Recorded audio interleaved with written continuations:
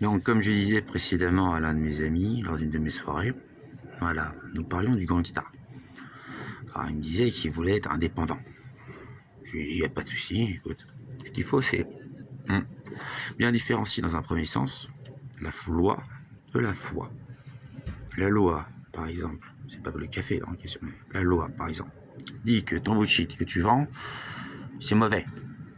Bon, moi je te dis, les dons, les gifts, les pouvoirs psychiques, les pouvoirs magiques si tu veux, sont améliorés par ton bullshit.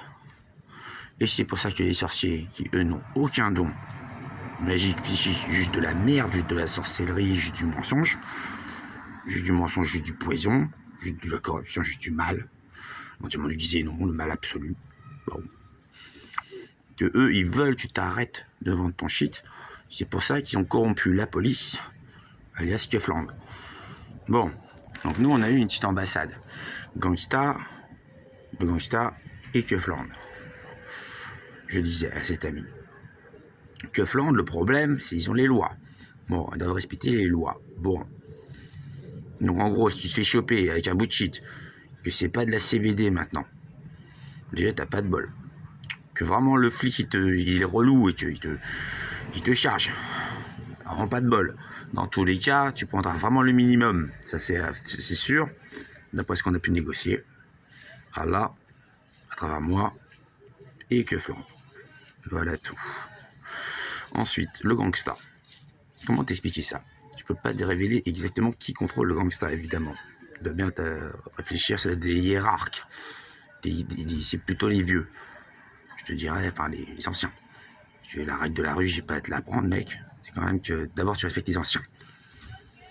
Voilà. Donc c'est les anciens de la mafia. Ensuite, une mafia, qu'est-ce que c'est? Toi tu vas être indépendant, d'accord? Une mafia, t'es coopté. Là, que ce soit les francs-maçons ou n'importe quelle mafia. T'es juste coopté, mec. Ça veut dire on t'a repéré, tu viens, tu fais pas chier, t'es coopté. Là, ça c'est la vérité pour toutes les mafias. Maintenant, l'union de toutes les mafias, ce gangsta, c'est tout simplement, là je te révèle des choses, la plus grosse mafia, elle emporte tout le lot de toutes les autres mafias. Et là-dessus, c'est le gangsta. C'est les Russes.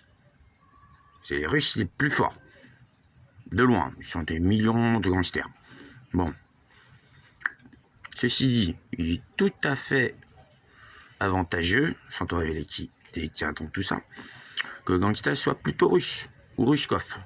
Ceci dit, ruskov, c'est un truc qui se donne entre eux. Ils s'appellent eux-mêmes les ruskov. Le kov signifie appartenance à une ethnie, pour te faire ça. Si tu dis à un russe qu'il est un ruskov alors que t'es pas un russe, tu peux avoir des problèmes. C'est comme ça. Donc, qu'est-ce qui s'est passé au niveau de la Russie? T'as bien remarqué, l'URSS, le truc des soviétiques, je sais pas quoi, là, qui faisait des assemblées, qu'en fait, ils faisaient pas des assemblées, ça les a bien fait chier, le gangsta, les gangsters. Ruskov, on va dire. Bon, russe. Les 14 pays autour, c'était un peu pareil. Parce que c'était quand même la secte des AK-47. C'était plutôt des AK-47 qu'ils avaient, le modèle sorti en 47 par Kalachnikov. Et eux, les soviétiques, c'est-à-dire plutôt par exemple le NKVD, après c'était le KGB, avant c'était la Tchéka, il y avait la Stasi, tout ça. Leur truc à eux, c'était quoi? C'était d'arriver subrepticement derrière une meuf, puis du faire en la pointant avec un AK-47, toi t'es une trotskiste, je suis sûr, viens par là. Et t'as intérêt à savoir sucer et à savoir avaler, sale pute. Donc ça, c'était plutôt la méthode soviétique pour s'accoupler. Là-dessus, tu remarqueras le gangsta. Bon, ok, on a la prostitution, on va dire. Bon, eux, on a la prostitution, mais on l'a réformée. Ça a été un des avantages de ma présence dans le gangsta. Donc, qu'est-ce qui s'est passé? Une prostituée maintenant du gangsta, non russe ou non russe, si elle travaille pendant 20 années, et que après on lui trouve un mari, elle a choisi par même plusieurs maris, ceux qui lui conviennent le mieux, et son premier enfant, le primogénital, donc, est donné au Seigneur, elle va pas en enfer. Voilà, c'est réglé comme ça. Bon, donc le gangsta, tu vois, c'est ça. Il y a des avantages, c'est par exemple, j'ai donné à un certain ange de la mort, sans dire vraiment à qui, ange de la mort, j'ai donné la mort, en coup le faucheur. Bon, voilà ce qui s'est passé. Plus de 100 fois, d'après mes stats, et mettre ça à 100 fois.